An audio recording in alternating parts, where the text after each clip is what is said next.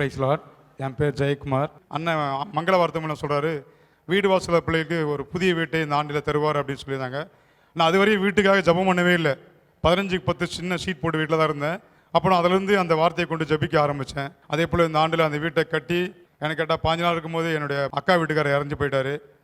4 நாள் இருக்கும்போது என்னுடைய மாமனார் மறிச்சு போயிட்டார். ஆனால் இது நடக்குமா அப்படின்னு கூட ரொம்ப கஷ்டத்தில் இருந்தேன். ஆனாலும் அதுக்காக ஜெபம் பண்ணிட்டு இருந்தேன். கர்த்தர் என்னை ஆறுதல் படுத்தினார். அவர் வார்த்தை கொடுத்தார். இங்கே இன்விடேஷன் கொடுக்கும்போது சொன்னாச்சு, ஏசாயா 32:18 என் ஜனங்கள் சமாதான தாபனங்களையும் நிலையான வாசனங்களையும் குடியிருக்குன்னு சொன்னார். கர்த்தர் செய்த அதிசயங்கள் அற்புதத்துக்கு கொடான கொடி இருக்கு.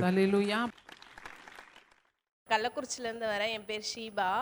நான் ஒரு ப்ரைவேட் ஸ்கூலில் ஒர்க் பண்ணிட்டு இருந்தேன். அப்போ அக்ரிமெண்ட் சைனில் பண்ணதால் என்னுடைய சர்டிஃபிகேட் திரும்ப ரிட்டன் தரமாட்டேன்னு சொல்லிட்டாங்க. ப்ரேயர் பண்ணக்குள்ளே பிரதர் சொன்னார், உங்களுக்கு கிடைக்காத எல்லா பொருளும் சரி, உங்ககிட்ட சேராத எல்லா சர்டிஃபிகேட் எதுவானாலும் உங்களை தேடி அவங்களே ஃபோன் பண்ணி கூப்பிடுவாங்கன்னு சொன்னாங்க. அதே மாதிரி சனிக்கிழமை வந்தேன், ஞாயிற்றுக்கிழமை முடிஞ்சு திங்கக்கிழமை காலைல 10 மணிக்கெலாம் அவங்களே உங்களுடைய சர்டிஃபிகேட்லாம் வாங்கிக்கோங்கன்னு சொன்னாங்க. ஹல்லேலூயா. கர்த்தருக்கு ஸ்தோத்திரம். என் பேர் பிரியங்கா. என் கல்யாணம் ஆகி 2.5 வருஷம் ஆகுது. எனக்கு 2 ப்ரெஸ்ட்லையுமே எனக்கு கட்டி இருந்துச்சு. பிப்ரவரி மாதம் அதை செக் பண்ண போனோம். இப்போ டாக்டர் சொன்னாங்க, ஒரு கட்டி மட்டும் ரொம்ப வித்தியாசமாக இருக்குது, அது அது கேன்சராக இருக்குமோன்னு யோசிக்கிறோம், பயாப்சி எடுக்கலாம் அப்படின்னு சொல்லிட்டு சொன்னாங்க. பயாப்சி கொடுத்துட்டு சரி இந்த ப்ரேயருக்கும் தனியாக தான் வந்தேன். வழி ஃபுல்லாக அழுதுகிட்டே தான் வந்தேன். அங்கிள் ஒரு வார்த்தை சொன்னார், இந்த மாதிரி பிரெஸ்ட்டில் ஒரு சிறு கட்டியோடு வந்திருக்காங்க, அவங்க அது கேன்சராக இருக்குமோன்னு சொல்லிட்டு பயந்துட்டு இருக்காங்க. பரலோகத்துலேருந்து ஒரு அக்னி அந்த கட்டியை இப்பொழுது எரிக்குது, அந்த கட்டி நார்மலாக மாறுது அப்படின்னு சொல்லிட்டு சொன்னாங்க. நான் அதுக்கப்புறம் போயிட்டு டாக்டர் கிட்ட செக் பண்ணும்போது அந்த கட்டி நார்மலான கட்டி, அதில் எந்த பிரச்சனையுமே இல்லை அப்படின்னு சொல்லிட்டாங்க. எல்லாம்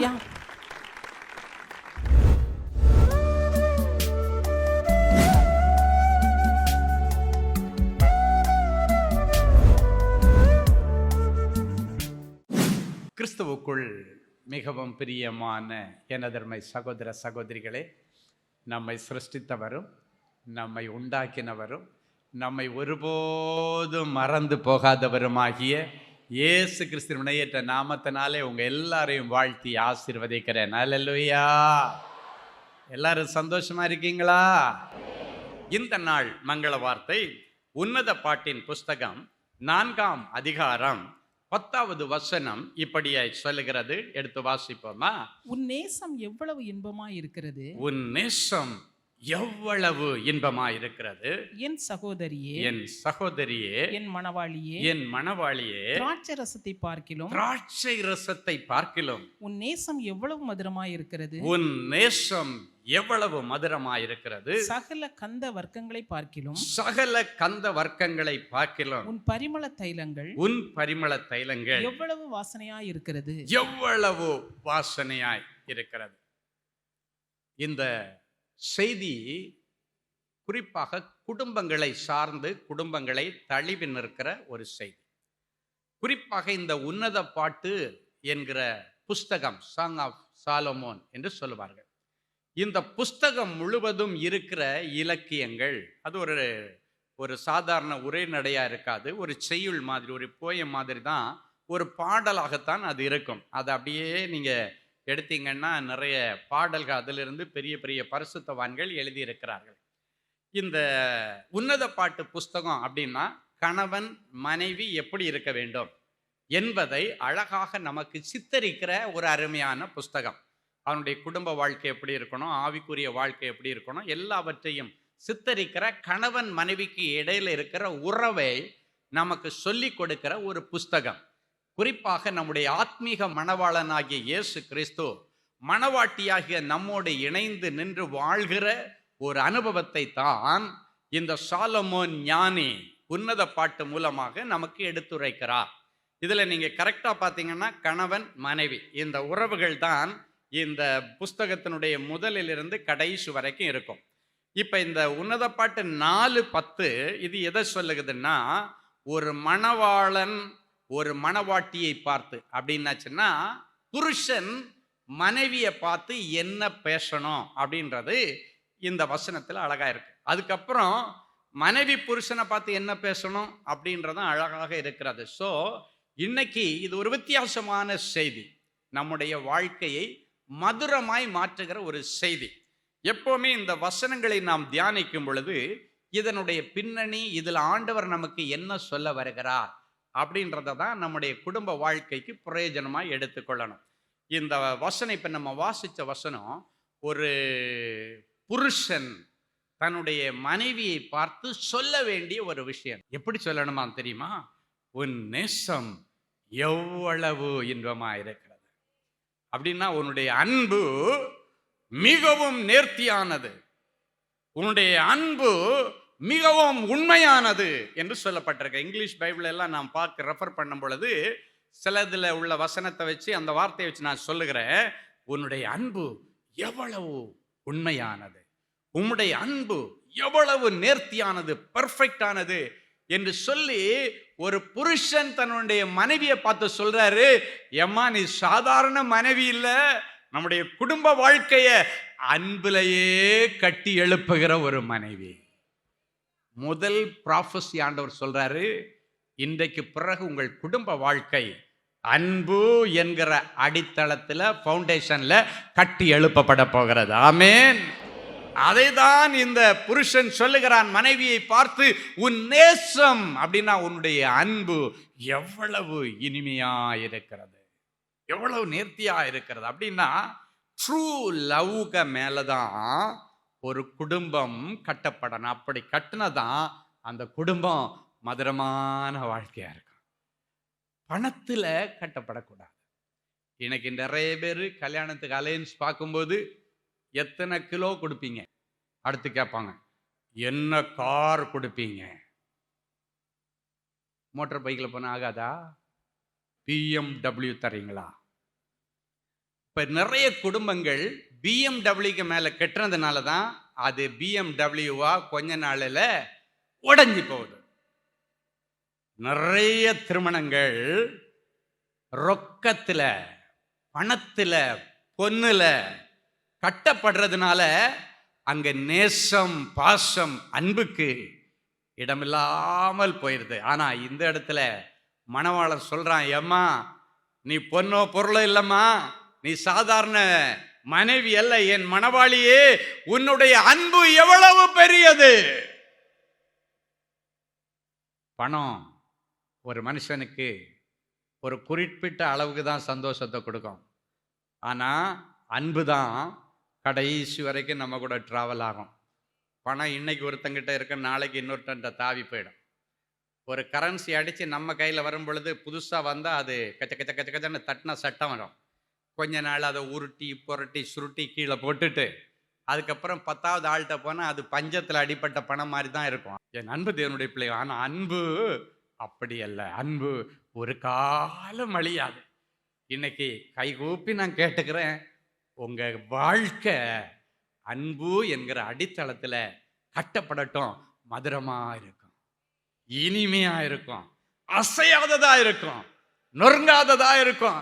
என் அன்பு தேவனுடைய பிள்ளைகளை, பணம் வேண்டான்னு நான் சொல்லல, பணம் வேணும். வாழ்க்கைக்கு பணம் அவசியம். பணத்திற்காக வாழ்க்கை அல்ல, வாழ்க்கைக்காகத்தான் பணம். இன்றைக்கு நிறைய பேர் பணத்திற்காக வாழ்க்கையை மாற்றி கொண்டிருக்கிற இந்த காலகட்டத்தில் ஆண்டவர் உங்களை பார்த்து சொல்றாரு, மகளே உன்னுடைய வாழ்க்கை அன்புல கட்டப்படட்டும். அப்படின்னா இன்னைக்கு பிறகு புருஷமார்கள் மனைவியை பார்த்து சொல்லணும்னா என்ன சொல்லணும்? நீ என்ன கொண்டு வந்த, என்ன பெருசா ஒன்றும் இல்லாமல் வந்துட்டு என்ன வாய் காட்டுற? அவள் ஒன்றும் கொண்டு வரலைன்னாலும் அவள் தன் இருதயத்திலே அன்பான ஆண்டவரை சுமந்துட்டு வந்துட்டாளன்னா அதுக்கு பிறகுதான் உங்க வீட்டில் செல்வங்கள் கொளிக்கும். ஆமேன். ஆமா, சிலர் பார்த்தீங்கன்னா மனைவிமார்கள் ஒன்றும் கொண்டு வந்திருக்க மாட்டாங்க. ஆனா வேதத்தில் சொல்லப்பட்டிருக்கு தெரியுமா, அநேக குணசாலிகள் வேதத்திலே உண்டு, ஆனால் அவர்கள் எல்லாரை பார்க்கிலும் நீ ஒரு நற்குணசாலி. ஒரு நற்குணசாலி மட்டும் உனக்கு கிடைச்சிட்டாளன்னா உன் வாழ்க்கை அப்படி ஓஹோன்னு இருக்கும். ஹல்லேலூயா. மதுரமான வாழ்க்கையா இருக்கும். எனக்கு நிறைய செல்வந்தர்களை தெரியும். நிறைய பேர் இடத்துல ஜெபிப்பதற்கெல்லாம் வருவார்கள். நிறைய பேர் சொல்றதை கவனிச்சிருக்கிறேன். ஐயா, பணங்காசு இருந்து என்ன பிரயோஜனம்? வாழ்க்கையில் நிம்மதி இல்லை. நைட்டு தூங்கினா தூக்கம் வரல. நைட்டு தூங்கினா என்னென்னமோ காரியங்கள் எல்லாம் என் சிந்தனைக்குள்ள வருது. இப்படியே போனா எனக்கு பைத்தியம் பிடிச்சு விடுமோ என்று பயமா இருக்கிறது. சிலர் சொல்லுவாங்க, நான் வச்சிருக்கிற பணம் என் பிள்ளையுடைய டிப்ரெஷனை வெளியே கொண்டு வருவதற்கு உதவல. நான் வச்சிருக்கிற பணம் இந்த குறிப்பிட்ட வியாதியிலிருந்து எனக்கு விடுதலையை கொடுக்கல.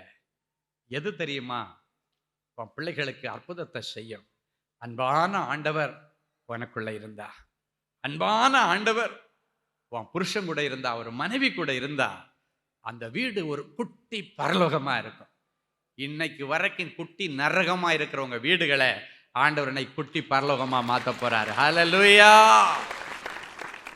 அவன் உன் நேசம் எவ்வளவு இன்பமா இருக்குது அப்படின்னாச்சுன்னா அதுல இன்னொரு ரகசியம் இருக்கு. ஒரு புருஷன் தன்னுடைய மனைவியை என்கரேஜ் பண்ணணும்னு ஆண்டவர் சொல்றாரு.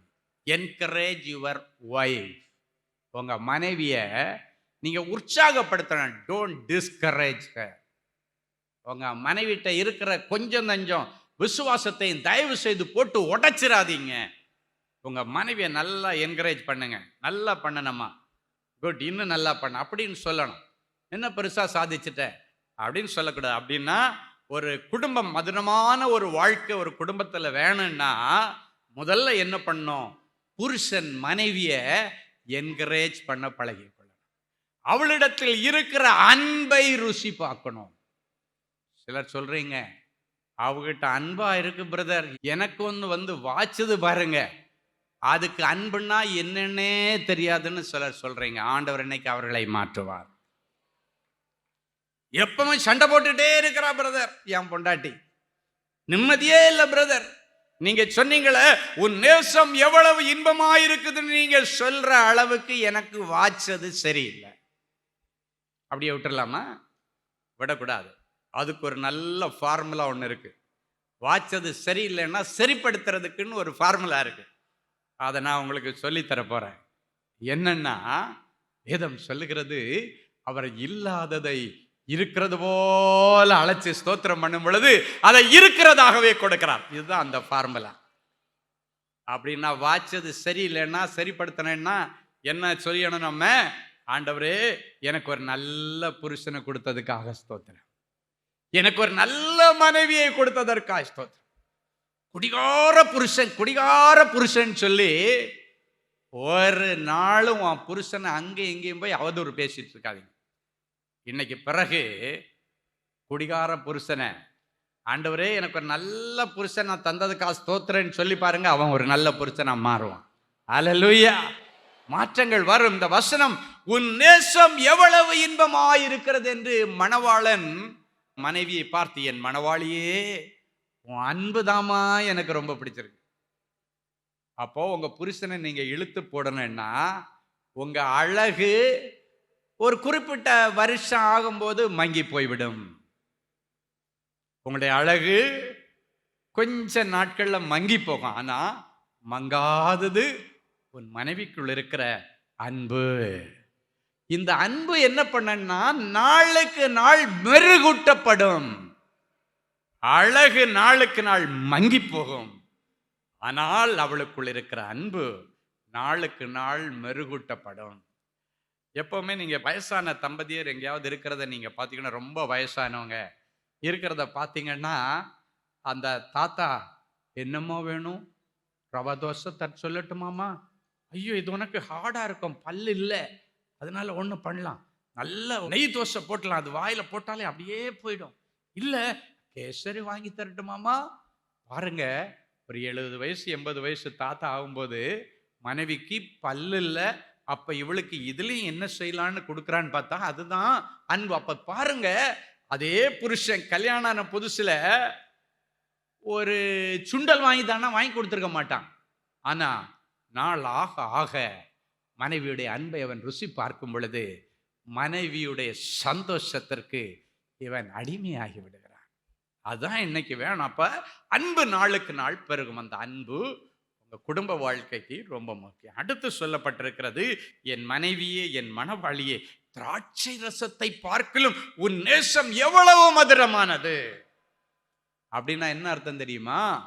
திராட்சை ரசம் என்னம்மா திராட்சை ரசம், அதெல்லாம் ஒண்ணும் இல்லை. ஆனா உன்னுடைய அன்புக்கு முன்னால அது ஒண்ணும் இல்லை. உன் நேசம் எவ்வளவு மதுரமானது. திராட்சை ரசத்தை பார்க்கிலும் நீ என் மேல வைத்திருக்கிற அன்பு, நீ எனக்கு கொடுக்கிற திராட்சை ரசத்தை காட்டிலும், நீ எனக்கு கொடுக்கிற ஆகாரத்தை பார்க்கிலும், நீ எனக்கு கொடுக்கிற சந்தோஷங்களை பார்க்கிலும் உன் நேசம் எவ்வளவு இனிமையானது, எவ்வளவு மதுரமானது. அதாம்மா எனக்கு ரொம்ப பிடிச்சிருக்கு. எது பிடிச்சிருக்குன்னு சொன்னா, உன் அன்புதாம்மா எனக்கு பிடிச்சிருக்கு. ஷார்ட்டா சொன்னா, உன் நேசம் திராட்சை ரசத்தை பார்க்கிறோம் மதுரமானது. அப்படின்னா எது தெரியுமா உன்கிட்ட ரொம்ப இனிமையா இருக்கிறது? உன்கிட்ட இருக்கிற அன்பு, அந்த கேரிங், அந்த லவ், அந்த அஃபெக்ஷன் என்ன ரொம்ப கவர்ந்து வச்சிருக்கு. அப்படின்னா என்ன அர்த்தம் தெரியுமா? இந்த அம்மா அன்பால தன் புருஷனை கட்டி போட்டிருக்கிறாள். ஒரு நாளும் ஆணவத்துல புருஷனை கட்டி போடணும்னு நினைக்காதீங்க. சில அம்மாமார்கள் பிள்ளையை கல்யாணம் பண்ணி அனுப்பும்போது தப்பா ஆலோசனை சொல்லி அனுப்புவாங்க. மக்களே, போன உடனே புருஷனை முந்தியில முடிஞ்சு போட்டுருன்னு அந்த காலத்துல சொல்லி அனுப்புனாங்க. இப்ப இல்லை சொல்லி அனுப்புறாங்க தெரியுமா? போன உடனே புருஷனை கைக்குள்ள போட்டுக்கோ. அன்னைக்கு கெட்டி போடுனாங்க, இப்ப எப்படி போட சொல்றாங்க? கைக்குள்ள. நீ கெட்டியும் போட வேண்டாம், கைக்குள்ளையும் போட வேண்டாம். உன் அன்பை காட்டினா போதும், அந்த அன்புல அவன் மயங்கி நிற்பான். அல்லேலூயா. நீங்க உங்க பிள்ளைகளுக்கு சொல்லி அனுப்ப வேண்டியது, உன் புருஷனை அன்பால கட்டி போடுமா. அன்பு அதுதான் கடைசி வரைக்கும் நிற்கும். உன் நேசம் எவ்வளவு மதுரமானது அப்படின்னு புருஷன் சொல்லக்கூடிய விதத்துல உன்னுடைய நேசமும் அன்பும் இருக்கணும். அப்படின்னா என்ன பண்ணணும்? மனைவிமார்கள் புருஷங்கிட்ட எரிஞ்சு விழுகிறது, புருஷங்கிட்ட கத்துறது, புருஷங்கிட்ட தேவையில்லாம போட்டு சந்தேகப்படுறது, அவனை போட்டு அழுத்துறது எல்லாம் இருக்கக்கூடாது. அல்லேலூயா. ஆமா, நிறைய புருஷன்மாருக்கு இன்னைக்கு பெரிய தொல்லை என்னன்னா, மனைவிமார்கள் இவர்கள் மேல் வைத்திருக்கிற சந்தேகம். இன்னைக்கு ஒரு நல்ல காரியத்தை சொல்றேன். உங்க குடும்பம் மதுரமான ஒரு வாழ்வை அனுபவிக்கணும்னா இந்த சந்தேகம் என்கிற பேயை இன்னைக்கு வெளியே போட்டுறணும். தூக்கி போட்டுட்டு நம்பிக்கை தான் ஏன் வாழ்க்கை, நம்பிக்கை தான் வாழ்க்கை. உன் புருஷன் மேல உனக்கு நம்பிக்கை இருக்கணும், மனைவி பேர்ல உனக்கு நம்பிக்கை இருக்கணும். அந்த நம்பிக்கையில தான் வாழ்க்கையை ஓட்டணும். ஒரு நாளும் உன் மனைவி மேல சந்தேகப்படாத, ஒரு நாளும் உன் புருஷன் மேல நீங்க சந்தேகப்படக்கூடாது. அப்ப அந்த சந்தேகம் சந்தோஷத்தை கெடுத்துரும். அப்படின்னா அந்த மதுரமான இனிமையான அட்மாஸ்பியரை உடைச்சி போட்டுரும். அதனால இந்த சந்தேகம் என்கிற பெயை வெளியேற்றணும். டெய்லி நானும் என்னுடைய மனைவியும் குடும்ப ஜெபம் முடிச்சாலும் அதுக்கப்புறம் பிள்ளைங்க எல்லாம் அவங்கவுங்க ரூமுக்கு போனதுக்கு பிறகு கை கோர்த்து ஜெபிக்கிற ஒரு பழக்கம் உண்டு. என்னுடைய மகனுக்கு கல்யாணம் பண்ணி கொடுக்கும்போது என் மருமகள்கிட்ட அதான் சொன்ன, மக்களே, மாமாவுடைய சக்சஸுக்கு ஒரு பெரிய ரகசியம் இருக்கு. காலையிலே நைட்லேயே நானும் என்னுடைய மனைவியும் கைகோர்த்து ஜெபம் பண்ணோம். அதுபோல நீயும் என்னுடைய மகனும் சேர்ந்து கைகோர்த்து ஜெபம் பண்ணோம். அதை இன்னைக்கு கடைப்பிடிக்கிறதுனால தான் அந்த குடும்பம் மதுரமான குடும்பமாய் மாறி இருக்கிறது. அல்லேலூயா. இன்னைக்கு என் மருமகளை கேட்டா சொல்லுவாங்க, மாமா நம்ம குடும்பம் மதுரமான குடும்பம். ஆமேன். உங்க குடும்பம் அப்படித்தான் அமையணும், அதுதான் ஆண்டவர் விரும்புறாரு. எதுக்கு சொல்றேன்னா, அந்த கைகோர்த்து ஜெபிக்கிற அனுபவம். ஏன்னா ஒருவர் 1000 பேரை துரத்துவாங்க, 2 பேர் சேர்ந்தா 10000 பேரை துரத்தல. ஹல்லேலூயா. உன் நேசம் திராட்சை ரசத்தை பார்க்கலும் மதுரமானது அப்படின்னு அந்த குடும்பத்தினுடைய முக்கியமான ஃபவுண்டேஷனை ஒரு புருஷன் தன்னுடைய மனைவியை என்கரேஜ் பண்ணி சொல்றான், மனைவியை என்கரேஜ் பண்றான். என் அன்பு தேவனுடைய பிள்ளைகளே, அந்த என்கரேஜ்மெண்ட் வார்த்தைகள் என்ன பண்ணனா, செத்து போன விசுவாசத்தை உயிர்ப்பிக்கும். உள்ளுக்குள்ளால கடந்து அழுந்தி கிடக்கிற அவனுடைய இருதயத்துல ஒரு சின்ன நம்பிக்கையை கொடுத்ததுன்னா அந்த நம்பிக்கை தான் அவனுடைய வாழ்க்கையை பிரகாசிக்க பண்ணும். ஹல்லேலூயா. மட்டும் இல்ல, சகல கந்த வர்க்கங்களை பார்க்கிலும் உன் பரிமள தைலங்கள் எவ்வளவு வாசனை உள்ளது என்று சொல்லுகிறான். மனைவியை பார்த்து என்ன சொல்றான்? உன்னுடைய அன்பு மிகவும் நேர்த்தியானது. அடுத்து சொல்றான், நீ என் மேல குடும்பத்தின் மீது வைத்திருக்கிற அன்பு திராட்சை ரசத்தை பார்க்கிலும் மதுரமானது. அடுத்து சொல்லுகிறான், சகல கந்த வர்க்கங்களை பார்க்கிலும் உன் பரிமள தைலம் எவ்வளவு வாசனை உள்ளது. இந்த தைலம் வாசனை எதுக்கு அடையாளம்னா குணாதிசயம். அவன் சொல்றான், அடிக்கல ஸ்ப்ரே கந்த வர்க்கங்கள் அவற்றில் அல்ல, அதை விட உன் பரிமள தைலங்கள் எவ்வளவு வாசனையாயிருக்கிறது. அப்படின்னு என்ன சொல்றாருன்னா, உன்னுடைய நல்ல குணாதிசயங்கள் வாசனை வீசுகிறது. ஒரு குடும்ப பெயரை காப்பாற்றுற குணாதிசயங்கள் உன்கிட்ட இருக்கு அப்படின்னு சொல்லிட்டு புருஷன் தன் மனைவியை பார்த்து அவளுடைய பிளஸையே சொல்லிட்டு இருக்கிறான். உன்னுடைய குணாதிசயம் அவ்வளவு வாசனை உள்ளதா இருக்குதுமா, அவ்வளவு நல்ல குணாதிசயம் என்று சொல்லுவார்கள். நம்முடைய குடும்பத்திலையும் அப்படிப்பட்ட குணாதிசயங்களை கர்த்தர் இன்றைக்கு கொண்டு வருகிறார். அதை இன்னைக்கு நம்முடைய குடும்பங்களுக்கு ஆண்டவர் கிஃப்டா கொடுக்கிறாரு. உன் புருஷனுக்கு கிஃப்டா கொடுக்கிறாரு, உன் மனைவிக்கு கிஃப்டா கொடுக்கிறாரு. இன்னைக்கு ஆண்டவர் சொல்லிட்டு இருக்கும் பொழுது மாற்றங்கள் வருகிறது. நீங்க கேட்டுக்கொண்டிருக்கிற இந்த வார்த்தைக்கு எதிர்மறையாக உங்களுடைய மனைவி இருந்தால், புருஷன் இருந்தால், இதை கேட்கிற நேரத்தில் இந்த வசனத்தின்படி உங்கள் குடும்பத்தில் மதுரமான வாழ்க்கையை நிலைநிறுத்தும்படி ஆண்டவர் மாற்றங்களை கொண்டு வருகிறார். ஹல்லேலூயா. அன்பான ஆண்டவரே, உமக்கு நன்றி. இயேசுவின் நாமத்தினாலே என் பிள்ளைகளை ஆசீர்வதிக்கிறேன். ஆண்டவரே, இப்பொழுதும் நீர் சொன்னது போல கணவன் மனைவிக்கு இடையில உள்ள எல்லா விரிசல்களை சரி செய்து குடும்பத்தில் தேவ சமாதானத்தை கட்டவிழ்த்து விடுவீராக. இவர்கள் குடும்பம் இன்றைக்கு பிறகு ஒரு குட்டி பரலோகமாய் மாறுவதாக. இவருடைய குடும்பத்திலே சமாதானம் தங்கி இருக்கட்டும். இவர்கள் அலங்கத்திற்குள்ளே சமாதானம், இவர்கள் அரண்மனைக்குள்ளே இனி சுகமம் தங்கி இருப்பதாக நான் ஆசீர்வதித்து ஜெபிக்கிறேன். பிரிந்து போன குடும்பங்கள் ஒன்றாக இணையட்டும். நடக்காத திருமணங்கள் நடக்கட்டும். திருமணத்திற்கு காத்திருக்கிற பிள்ளைகளுக்கு நல்ல வரன்களை கொண்டு வருவீராக. நிரந்தரமான வேலைக்கு வழிகளை திறந்துதார். அடைக்கப்பட்ட கற்பங்கள் திறக்கப்படட்டும். ஆண்டவரே, என் பிள்ளைகளுடைய கடன்களை அடைக்கும்படி பரலோகத்தின் மதகுகளை நீர் இன்றைக்கு திறந்து என் பிள்ளைகளை நீர் ஆசீர்வதிப்பீராக. கிருபை இவர்களை சூழ்ந்து கொள்ளுவதாக. தடைகள் உடைக்கப்படுவதாக. என் பிள்ளைகளுக்கு விரோதமாயிருக்கிற எல்லா தடைகள் இயேசுவின் நாமத்தினாலே இன்றைக்கே உடைக்கப்பட்டு தெய்வீக விடுதலையும் சமாதானத்தை என் பிள்ளைகள் பெற்றுக்கொள்ளட்டும். சொந்த வீட்டிற்காக காத்திருக்கிற பிள்ளைகளுக்கு சொந்த வீட்டை தார். எந்தெந்த பிள்ளைகள் விசாவுக்காக காத்திருக்கிறார்களோ விசா கிடைக்கட்டும், ப்ரமோஷன் கிடைக்கட்டும், டிரான்ஸ்ஃபர் ஆர்டர் கிடைப்பதாக. வியாபாரத்தில் செழிப்பு உண்டாவதாக. மூடப்பட்ட வியாபாரம் திறக்கப்படுவதாக. ஊழியங்கள் மறுபடியும் எழும்பி பிரகாசிப்பதாக. வரங்களை கொடுப்பீராக. என் பிள்ளைகள் மேல விசேஷித்த ஜெபாவியை ஊற்றுவீராக. ரட்சிப்பின் அபிஷேகம் இவர்கள் மேல இறங்குவீராக. இயேசுவின் நாமத்தினாலே ஆசீர்வதிக்கிறேன் அப்பா, இயேசுவின் மூலம் பிதாவே, ஆமென். அமெரிக்க தேசத்து மக்களுக்கு ஒரு நற்செய்தி.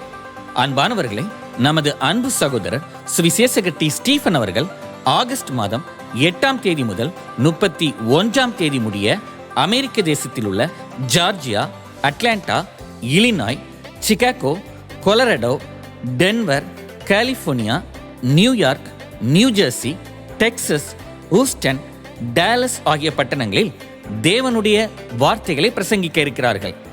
சகோதரரை நேரில் சந்தித்து ஜெபித்து தேவ ஆலோசனை பெற விரும்புகிறவர்கள் தொடர்பு கொள்ள வேண்டிய தொலைபேசி எண்கள் சகோதரர் ஃபெலிக்ஸ் ஜார்ஜ் +1 973 454 9686 மற்றும் தேவனின் அன்பு ஊழியங்கள் 98414 4699.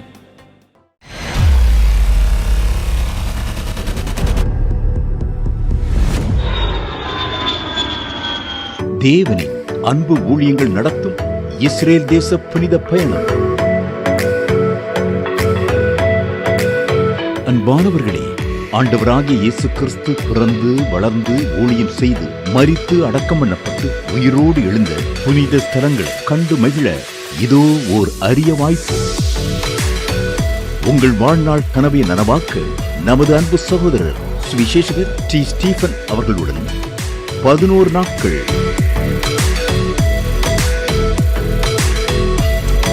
எகிப்து,